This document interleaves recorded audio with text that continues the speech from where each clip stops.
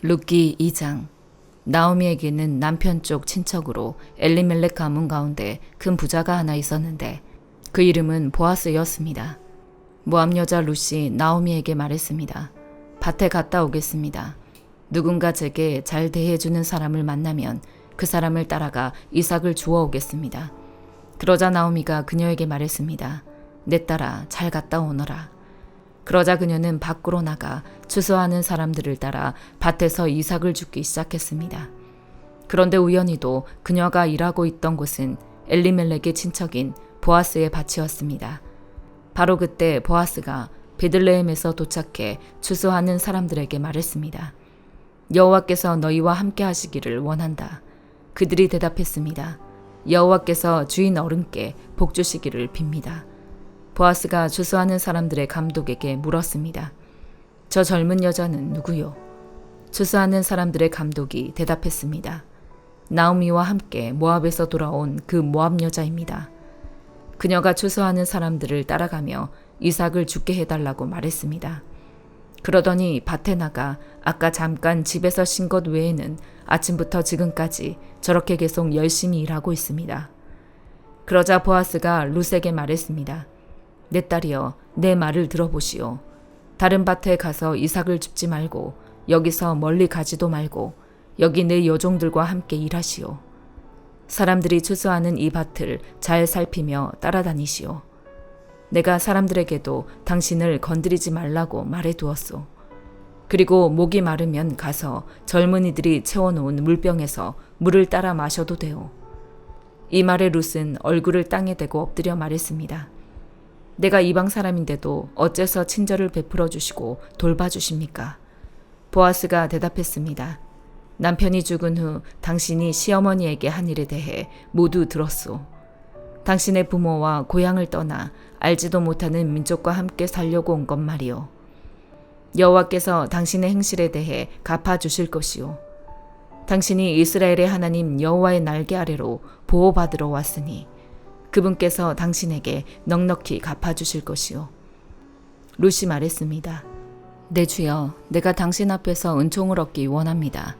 내가 당신의 여종들만도 못한데 나를 위로해 주시고 이 여종에게 다정하게 말씀해 주셨습니다. 식사 때가 되자 보아스가 룻에게 말했습니다. 이리로 와서 빵을 좀 먹고 그 조각을 식초에 찍어서 들도록 하시오. 룻이 추수하는 사람들과 함께 자리에 앉자 보아스는 룻에게 볶은 곡식을 주었고 룻은 마음껏 먹고 얼마를 남겼습니다. 룻이 다시 이삭을 주우려고 일어나자 보아스는 젊은 일꾼들에게 명령했습니다. 그녀가 곡식단에서 이삭을 모으더라도 창피를 주지 말라. 그녀가 주워갈 수 있도록 오히려 곡식단에서 얼마를 남겨두도록 하고 그녀를 나무라지 말라. 그리하여 룻은 저녁까지 밭에서 이삭을 주었습니다. 그러고 나서 룻이 자기가 모은 것을 타작해 보니 볼이 1에바가 됐습니다. 그녀가 성으로 그것을 가지고 가서 그 모은 것을 시어머니께 보였습니다. 룻은 그것을 꺼내어 자기가 실컷 먹고 남았던 것을 내보였습니다. 그 시어머니가 그녀에게 물었습니다. 오늘 어디에서 이삭을 주었느냐? 어디에서 일했느냐? 너를 도와준 그 사람을 축복하지 않을 수 없구나. 그러자 룻은 시어머니께 자기가 누구네 밭에서 일했는지 말씀드렸습니다. 제가 오늘 가서 일한 곳의 주인 이름이 보아스였습니다. 나오미가 며느리에게 말했습니다. 여호와께서 그에게 복을 내리시기를 바란다. 그가 죽은 우리 식구들에게 친절을 베풀더니 살아있는 우리에게도 그칠 줄 모르는구나. 그리고 이어 말했습니다. 그 사람은 우리 가까운 친척이니 우리를 맡아줄 사람 가운데 하나다. 그러자 모압 여자 룻이 말했습니다. 그는 제게 내 일꾼들이 내 모든 추수를 마칠 때까지 거기 함께 있으라고 말했습니다. 나오미가 며느리 룻에게 말했습니다. 내 딸아, 네가 그 여종들과 함께 있는 것이 좋을 것 같다. 다른 밭에는 가지 않도록 하여라. 그리하여 룻은 보아스의 여종들 곁에서 보리와 밀 추수가 끝날 때까지 이삭을 주었습니다. 그렇게 그녀는 시어머니와 함께 살았습니다. 사도행전 27장. 우리가 이탈리아로 배를 타고 가도록 결정이 나자 바울과 다른 죄수들은 황제 부대에 소속된 율리오라는 백부장에게 넘겨졌습니다. 우리는 아시아 지방의 해변을 따라 항해하게 될 아드라무테노 호를 타고 바다로 출항했습니다. 데살로니가 출신의 마케도니아 사람 아리스다고가 우리와 동행했습니다. 이튿날 우리는 시돈에 닿았습니다. 율리오는 바울에게 친절을 베풀어 그가 친구들에게 가서 필요한 것을 공급받을 수 있도록 허락해 주었습니다. 시돈에서 우리가 계속 항해할 때 역풍이 불었기에 우리는 키프로스 해안을 끼고 항해하게 됐습니다. 길리기아와 밤빌리아 앞바다를 지나서 루기아 지방의 무라에 상륙했습니다. 그곳에서 백부장은 이탈리아로 가는 알렉산드리아 호를 찾아 우리를 그 배에 태웠습니다.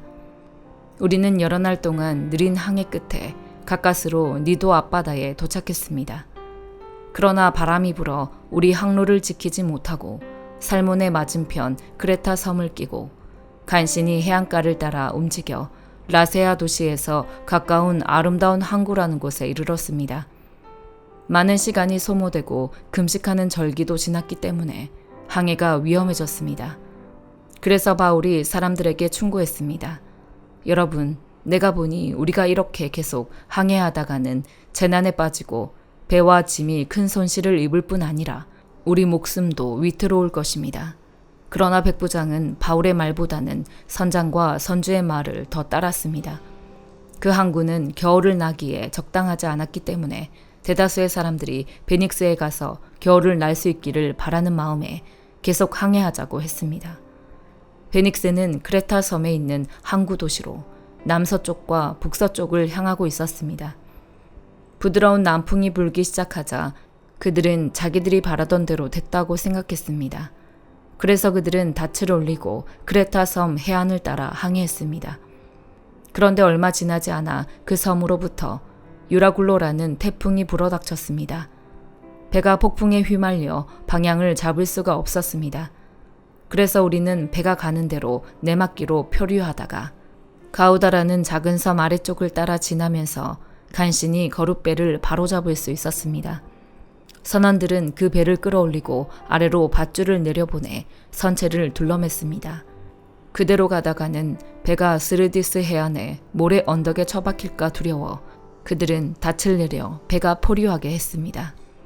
우리는 폭풍에 몹시 시달리다 못해 이튿날에는 선원들이 짐을 바다에 던져 넣기 시작했습니다.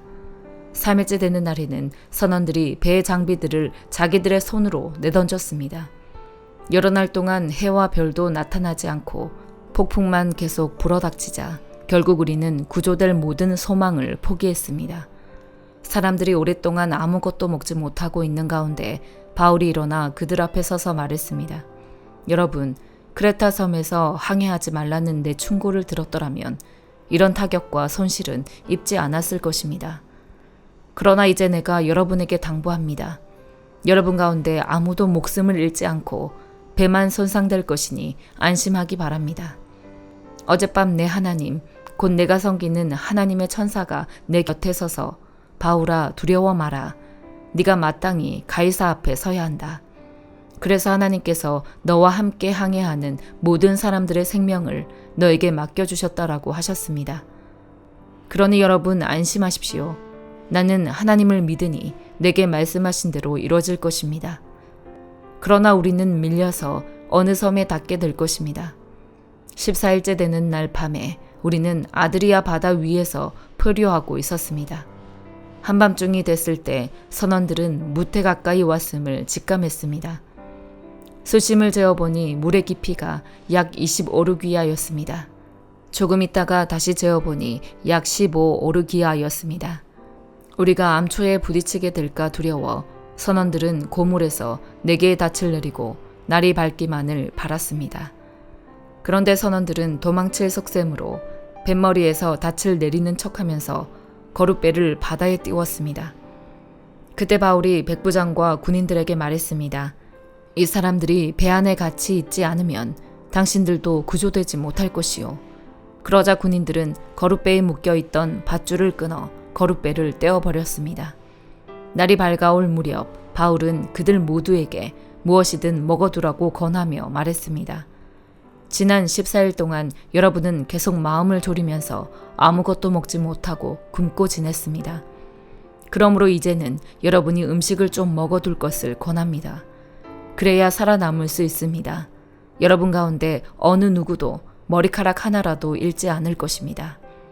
바울은 이렇게 말한 뒤 떡을 조금 가져다가 모든 사람들 앞에서 하나님께 감사한 후 떼어 먹기 시작했습니다. 그러자 모든 사람들도 용기를 얻어 음식을 먹었습니다. 배 안에 있던 사람은 모두 276명이었습니다. 그들은 배부르게 먹고 난 뒤 남은 식량을 바다에 던져 배를 가볍게 해 두었습니다. 날이 밝자 어떤 땅인지는 모르지만 그들은 모래사장이 펼쳐진 해안을 볼 수 있었습니다. 그들은 가능한 한 그곳에 배를 대기로 작정했습니다. 그래서 닻을 끊어 바다에 버리고 키를 묶은 밧줄을 늦추었습니다. 그러고 나서 앞돛을 끌어올려 바람에 맡기고 해안 쪽으로 배를 몰았습니다. 그러나 배가 모래 언덕에 부딪혀 좌초됐습니다. 두 물살이 합쳐지는 곳에 걸리는 바람에 뱃머리는 꽉 박혀 옴짝달싹도 하지 않았고 배 뒤쪽은 거센 파도 때문에 깨어졌습니다. 군인들은 죄수들이 헤엄쳐 도망가지 못하도록 죽일 계획이었습니다. 그러나 백부장은 바울의 목숨을 살려줄 생각에 군인들의 뜻을 막았습니다. 그는 수영할 수 있는 사람은 물에 먼저 뛰어들어 육지로 올라가라고 명령했습니다.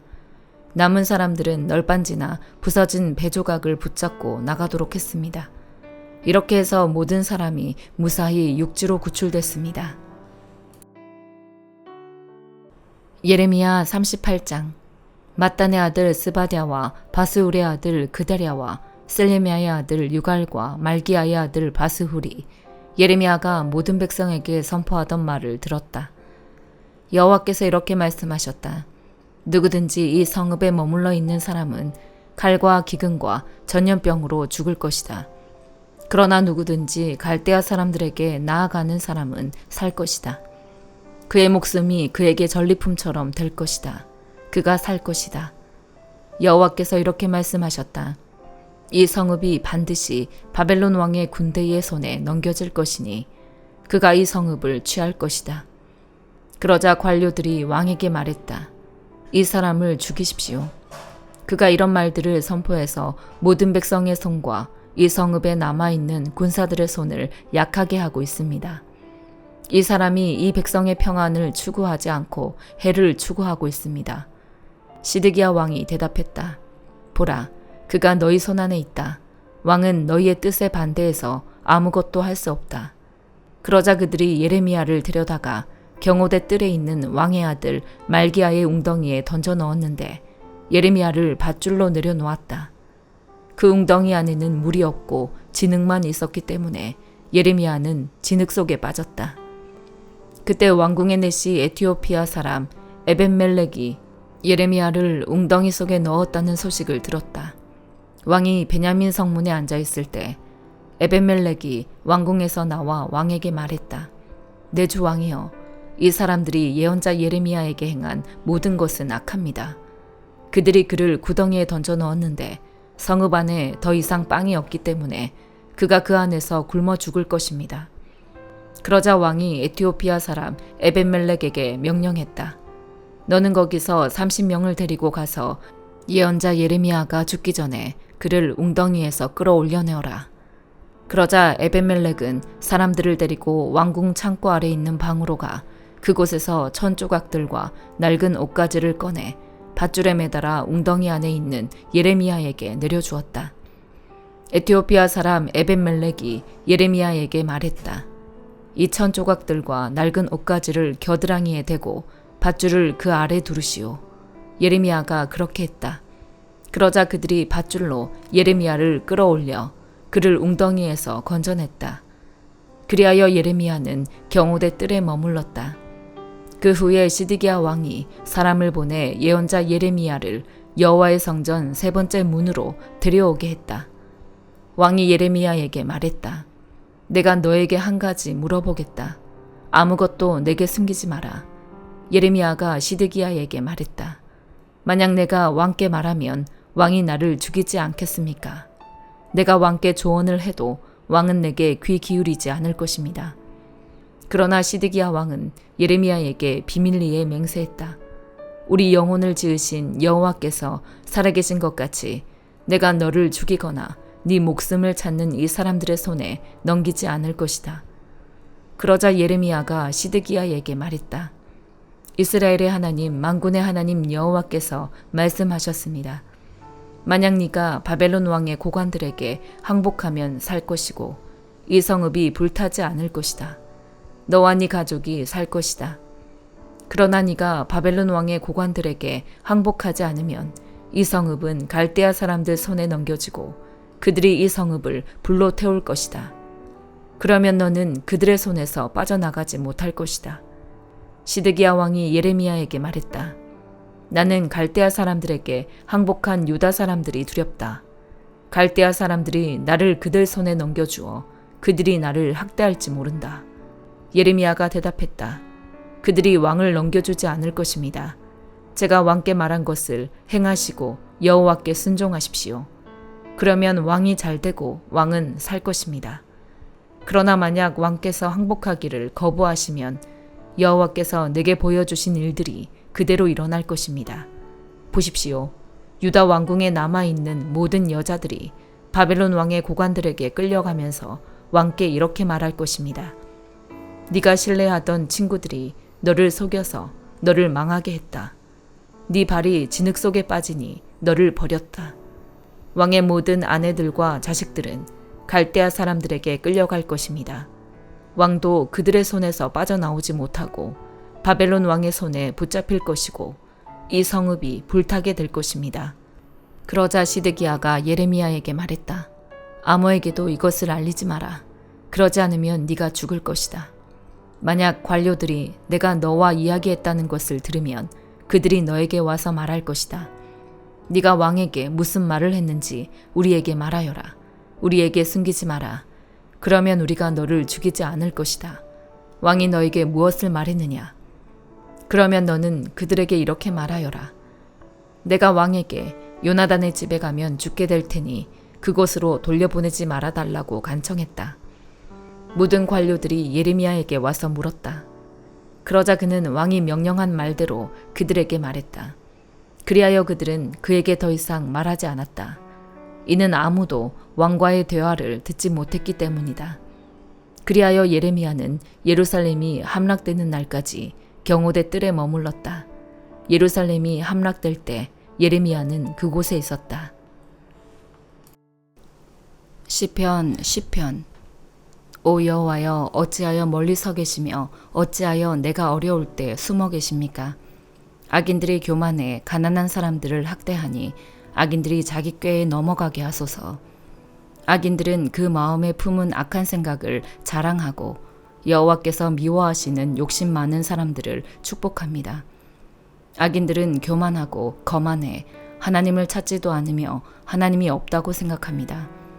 그러나 그 길은 항상 잘되고 주의 심판은 저 멀리 있어 그들에게 미치지 못하니 악인들은 모든 반대자들에게 코웃음만 칩니다.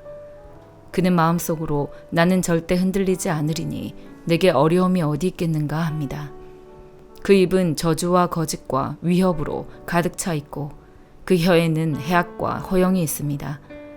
그는 으슥한 뒷골목에 앉으며 은밀한 곳에서 죄 없는 사람들을 죽입니다. 그가 노리는 것은 가난한 사람들입니다. 그는 굴 안에 있는 사자같이 조용히 웅크리고 가난한 사람을 잡으려고 기다리다가 가난한 사람을 잡으면 그물로 덮쳐 끌고 갑니다. 그 잡힌 사람은 굽실거리며 비굴하게 살다 결국에는 그 힘 있는 사람 때문에 쓰러지게 됩니다. 그는 마음속으로 하나님이 잊어버리셨다. 그분이 얼굴을 숨기시고 영원히 보지 않으시리라고 합니다. 오 여호와여, 일어나소서. 오 하나님이여, 주의 손을 높이 드소서. 힘없는 사람들을 잊지 마소서. 어째서 악인들이 하나님을 모독하게 내버려 두십니까? 그들이 속으로 주께서 벌을 주지 않으시리라고 합니다. 그러나 주께서는 그것을 보셨습니다. 그 학대와 억울한 것을 보시고 주의 손으로 갚아주시려고 하시니 가난한 사람들이 그 몸을 주께 맡깁니다. 주께서는 고아들을 도와주시는 분입니다. 악인들과 악을 행하는 사람들의 팔을 부러뜨리소서. 모두 없어질 때까지 그 악함을 들춰내소서. 여호와께서는 영원토록 왕이 되시리니 이방 민족들이 그 땅에서 사라질 것입니다. 여호와여, 주께서는 힘없는 사람들의 소원을 들으셨습니다. 주께서 그들을 위로해 주시고 그 울부짖음에 귀 기울이시어 고아들과 억압당하는 사람들의 변호를 맡아주실 것입니다. 그러면 세상에 다시는 억압당하는 사람이 없을 것입니다. 아멘.